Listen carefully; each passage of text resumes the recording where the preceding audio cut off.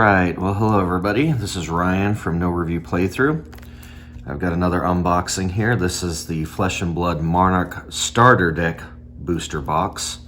I normally don't go into for things like this, buying big old booster boxes and having random stuff, but a friend of mine, the one that's been convincing me to do Flesh and Blood, said he'd go with me on this, and so we split this. So there's, I think, there are 8 starter boxes in here, 2 of each starter deck, so we're gonna just split this and we each get 4 of the deck boxes. So let's go ahead and open this up and see what we've got. I only know a very little bit that's going in this, or comes in this. So we've got the nice display box here. These are all Blitz decks. All right, so we have the Prism, Bolton, another Prism and Bolton, so those are for my buddy. And then we have the Chain. That seems to be one that people are very interested in. And the Levia or Levia. And we've got the other 2 that I'll give to my buddy from there. So the interesting thing about these is only certain cards can be found in the starter boxes, apparently. You can't get them in booster packs, so that's one reason why we wanted to get these. I don't know if I really needed more starter decks, but yeah, certain cards, I guess, you can only get in this. I think it was the armor cards that people were saying. There's certain armor cards that you can only get in the starter deck. So let's go ahead and open up each one of these and just take a brief look at some of the things that we have inside.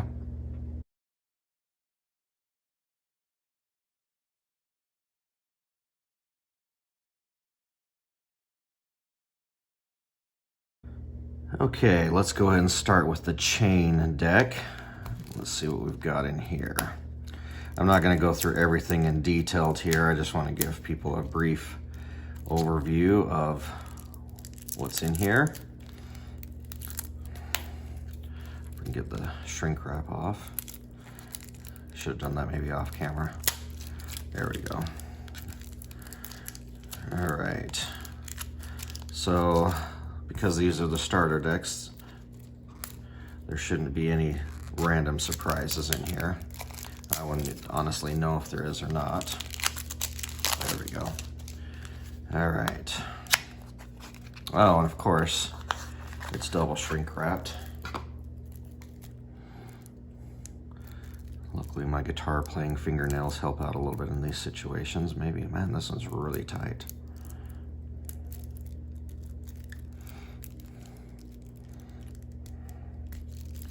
Didn't expect it to be double shrinked. Do they have the pull tab on them? Oh, there is the pull tab in the middle here. There we go. All right, cool. There we go. And I think you only get the foil heroes in the starter decks too. All right, so there's Chain himself. They had this card on the back. Oh, so they've just got some cool artwork on here. All right. Got that one. All right, so this is a Shadow Runeblade hero. And then here is the big mentor card. I don't know if you can see this or not. That text is extremely small. Holy crap. I might have to go online to see what that even says. Good grief. Okay, so Chain's basically ability is, maybe I don't even know if I can read this here too. Create a Soul Shackle token, your next Runeblade or Shadow action this turn gains Go Again. Go Again. Okay, so you basically do that. So do we have the Chain Shackle, or the Soul Shackle? There it is. There's the Soul Shackle token. At the beginning of your action phase, banish the top card of your deck. Okay, so it's considered an aura.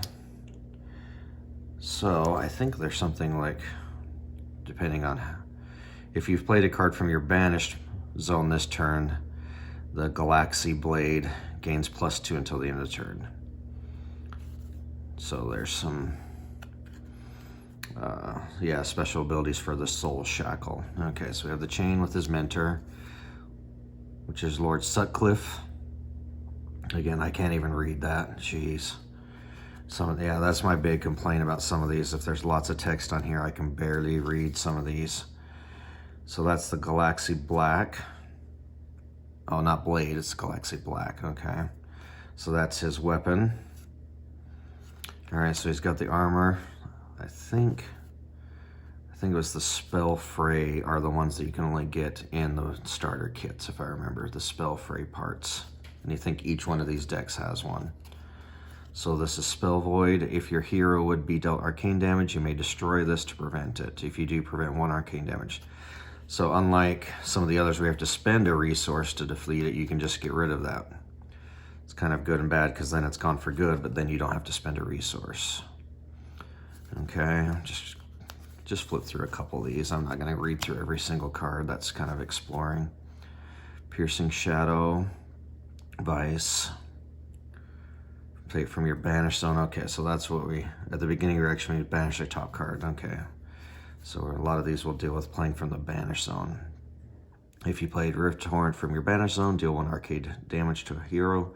Blood Debt at the beginning of your phase. If Rifted Torment is in your banish zone, lose 1 health.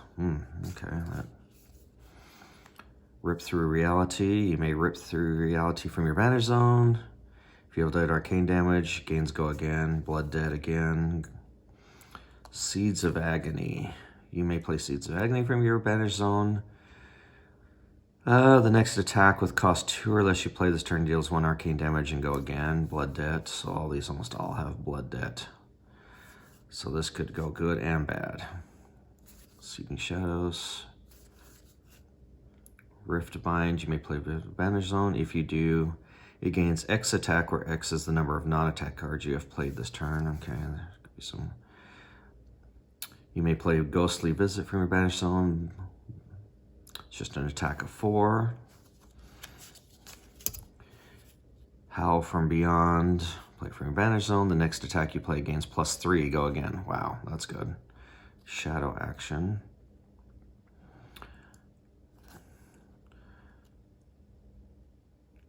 Lunar Tide Plunderer.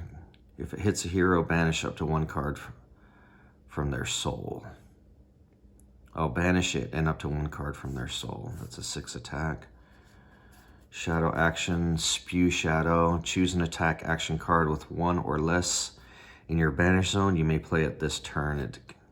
If it attacks a light hero, it gains +2 and go again. If you've dealt, this is Consuming Volition. If you've dealt arcane damage this turn, Consuming Volition gets, if this hits a hero, they discard a card. Just straight up deal 2 arcane damage plus a 3 attack. That's pretty good. Arcane Crackle, deal 1 arcane plus 1 attack. Okay. Next action you play gains +3. If it hits, put it on the bottom of your deck. Go again. Okay, so there's some interesting cards here that we'll have to play through. So I do kind of like, so we put that there, and then we do like that. I did like the Rune Bound Hero before. So there's just a quick peek of what he's got. I wish I could read that mentor for you. Jeez. Whenever you play a non-attack card, deal 1 arcane damage to each. Yeah. Good grief. That one. I mean, look how bad that is. That's ridiculous. So that's the mentor card. All right. Well, there's a quick pick or quick view of the Chain Hero, and let's take a look at another one.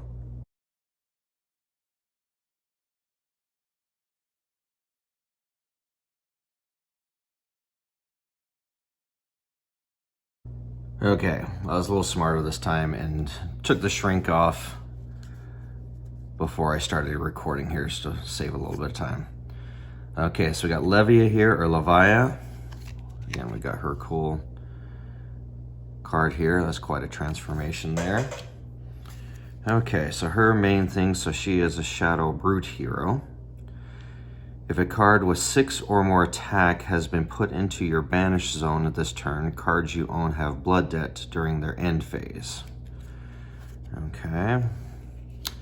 And again, here's her mentor, Lady Barthamont, Brute mentor. So again, I can barely read any of that text on there. Whenever you play an attack action card, banish the top card of your deck. If the banished card has 6 or more attack, the attack gains Dominate. and put a less encounter on Lady, what's her name? Then if there are 2 or more counters on her, banish her, search your deck for a specialization card, put it face up. So there's some tactics there to go with that. So we got this Ravenous Meat Axe. 2 cost action to attack. Whenever you attack with the Ravenous Meat Axe, draw a card and then discard a random card. If the card was 6 or more, attack is discarded this way, it gains +2, so it could be a 5 attack. All right, so we got, this is a repeat. So here's the spell for a cloak for her. So again, spell void, you basically destroy it to prevent arcane damage. Goliath Gauntlet. The next action, attack action is 2 or greater, +2 and go again. Okay, that's pretty good. Okay, so what have we got? Oh, so here's the last equipment for the legs. Hooves of the Shadow Beast. Whenever a card of 6 or more attack is put in your banish zone, you may destroy hooves. If you do, gain an action point. Okay. So, looks like we've got some pretty high attacks here. Deathwood Rumbler. An 8 attack, draw a card, then discard a random card. If it's 6 or more, banish a card from your graveyard. Yeah, these have blood debt too, so these are going to damage you. The beginning of your end phase, if blood rumblers in your banish zone lose a health. Okay, so these could be tricky.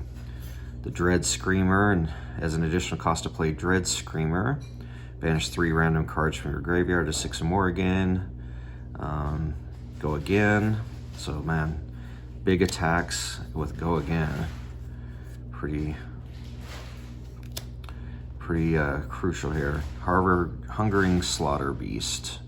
An additional cost to play Hungering Slaughter Beast, banish 3 random cards from your graveyard. So cost 1, it's a 7 attack. Unworldly Bellow, an additional cost to play another, banish 3 cards from your graveyard. The next Brute or Shadow attack gets +4, go again. Some more Hungering, Boneyard Marauder. There's an additional cost to play.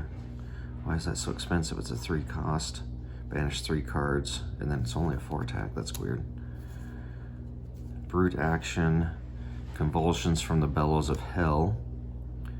If a card is 6 more is banished this way, the next attack you gain +1. Go again. Deathwood Rumbler, Dread Screamer, some of these I've already seen. Consuming Aftermath. As an additional cost to play, you may banish a card from your hand. If a shadow card is banished this way, Consuming Aftermath gains Dominate. Okay. So a lot of these are kind of repeats because these are Shadow from Chain because he is the Shadow Runeblade. Smash with a Big Tree, 7. Sure, they're strong, but I've seen rocks more intelligent. Okay, well, who cares? With 7 and 6 attack, those are brutal. Okay, well, they're called the Brute attack, so it makes sense. Rally the Rear Guard. Once per turn instant, discard a card. Rally the Rear Guard gains +3 defense. Activate this ability only when the Rally the Rear Guard is defending. And a couple of those. Okay, so that, yeah. So it's got the shadow effects doing the banish abilities, but it's brute, which is pure strength built into that. Okay, so that is Levia. Blitz deck introduction there for you. Let's move on.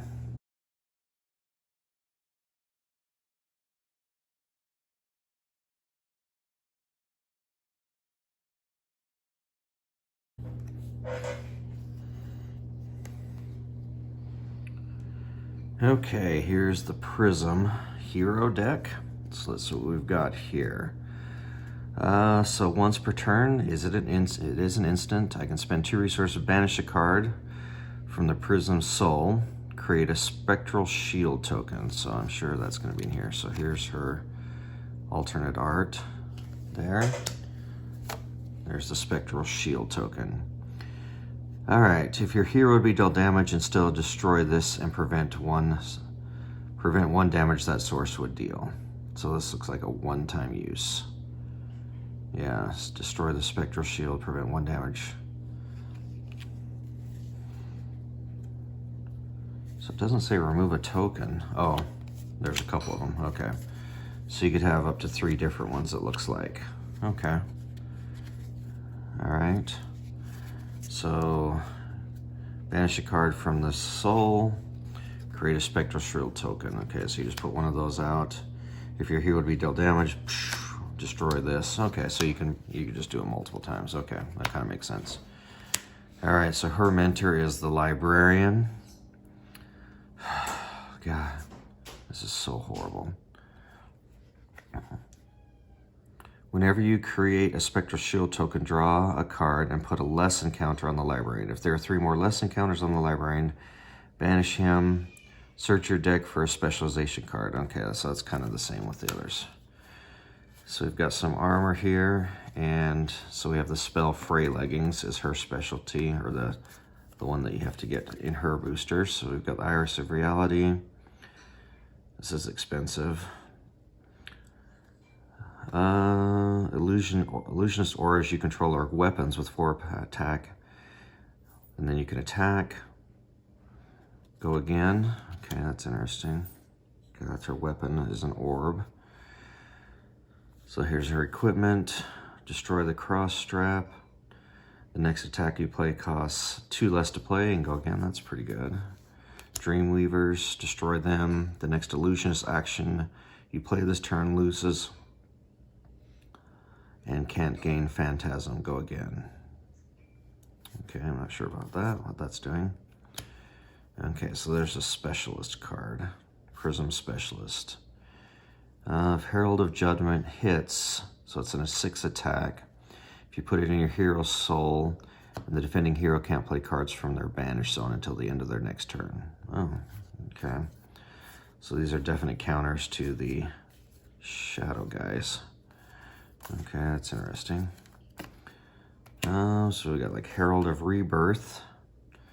If it hits, put it into your hero's soul and put up to 1 card from your Phantasm, with Phantasm from your graveyard on top of your deck, so most of these. So Phantasm means if Herald of Rebirth is defended by a non-illusionist attack action card with 6 or more attack, destroy this and close the combat chain. So it kind of stops what you're doing. All right, they've really ramped up the keywords here. So it says dominate, put it into your hero's soul. So I gotta look up what hero's soul is. I know that may sound dumb. I think it may be just their draw deck. Merciful Retribution. When you attack, cards you control is destroyed. Deal 1 arcane damage to target hero. This has Spectra. This can't be attacked. It's an aura. Becomes the target of an attack. Destroy it and close the combat chain. The attack does not resolve. Okay. I'm gonna have to look up some of these things, how they work. These sound really different. Some more Herald of Rebirth, Herald of Tenacity. Put it in your hero's soul. I think I've seen that one. War Tune Herald hits. Put it in your hero's soul. So it looks like, yeah, I'll have to look that up. I'm pretty sure if Illuminate hits, these are all actions, attack actions. Put it in your hero's soul. Oh, put this card face up under your hero card. Oh, okay. Okay, all right, we'll see what that does. So an action, the next action you play this turn gets +3, and if it hits, put you into your hero's soul. Put this face up under your hero card. Okay, there must be something that goes along with that. I may have already passed an order. We got Rising Solar Tide. Put it into your soul. Put it into your hero's soul again. So here's some illusionist actions. Phantasmify. The next action card you play this turn is Illusionist in addition to its other class types and gains +5 attack and Phantasm. If this attack is defended by a non-illusionist attack action card with 6 or more, destroy it and close the combat chain. Okay. So that's what Phantasm means. So if a Mignet Chimera is defended by a non-illusionist attack with 6 or more. So we don't go again. We have to close the combat chain. Or we can't. Looks like we can't probably add the instance and stuff. Attack, instance, defending, instance. And then it looks like it destroys that card that they defended with. That's what I'm getting. Spears of Serility with Phantasm go again. If Spears of Serility is destroyed, the go again does not resolve, okay? All right, so yeah, there's some, I gotta look up some of these, maybe new keywords and stuff and see how these are going to affect the gameplay. Seems like it's ramped up a little bit more in the difficulty. Still being kind of new to this. I don't know how many of these are, seems like some of this is new. Oh, so this is Spectre. I didn't see what that is. Spectre. So it's an aura. Oh, maybe I did. When it becomes the target of an attack. Okay.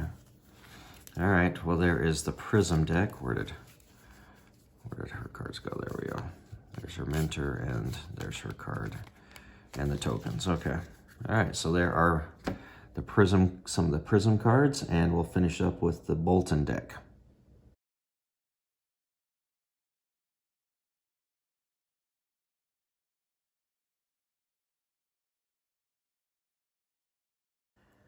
All right, we'll go ahead up and finish with Bolton here. So nice, tough looking guy here. He's got his nice shiny armor as a light warrior, makes sense. Okay, so Bolton, what does he do? What's his thing? Wow, I really like that. That looks cool. Minerva Themis, that's cool.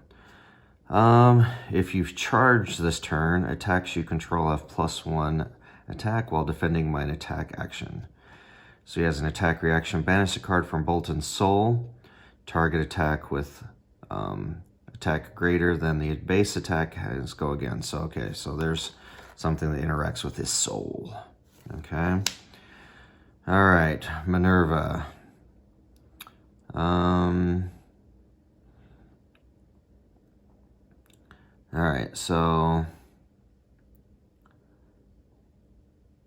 looks like there's a typo here. It says 1H, weapons. Maybe it says if weapons you have control have +1 power. Whenever a weapon you control hits, put a lesson counter in here. When there are 3 lesson counters, find a specialization. So they're pretty much consistent across the board with what they do. So you're trying to get lesson counters on them.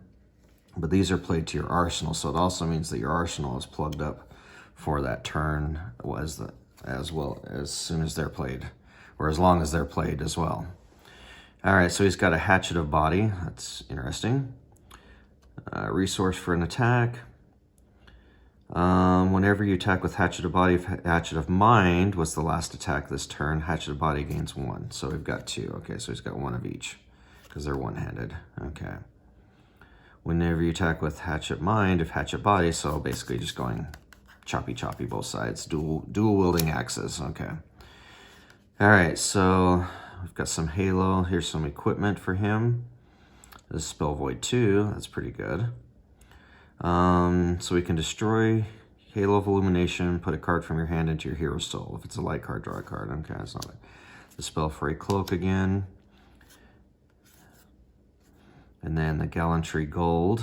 Destroy it. Weapons you attack with +1 for this turn go again. Battle Worn. Attack reaction. Destroy the Snapdragon Scalers. Target action card with +1 or less gains go again. So you can do a small attack and get a free go again. V of the Vanguard. Here's his Bolton specialization. And we can only put it in his deck. That makes sense. Okay. As an addition, cost to play V of the Vanguard, you may charge your hero soul any number of times. So put 1 or more cards from your hand under your hero card. Attacks you control this combat gain +1 for each light and card charge this way. Okay. So he's going to be charging cards. So if you charge this turn, Battlefield Blitz, gains go again. It looks like these automatically started curling. Interesting. So a lot of these are charged. If you've charged this turn, you get an extra bonus. As an additional cost to play both cards, you may charge your Soul's Hero, put a card, okay. And if you do, if it hits, draw a card, so. Okay, if you've charged this turn, attack gains, this is an attack reaction. Good, I'm looking for more of those. If you've charged this turn, target gains +3. Charge.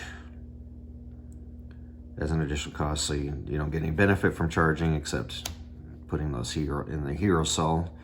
Engulfing Light, you may charge a card. If you've charged, it gains. If this hits, put it into your Hero Soul, okay. Express Lightning, as an additional cost to play Express Lightning, you may charge your Hero Soul. So I'm not really gaining benefits from some of these, but I'm just getting things in this character's soul. Take Flight.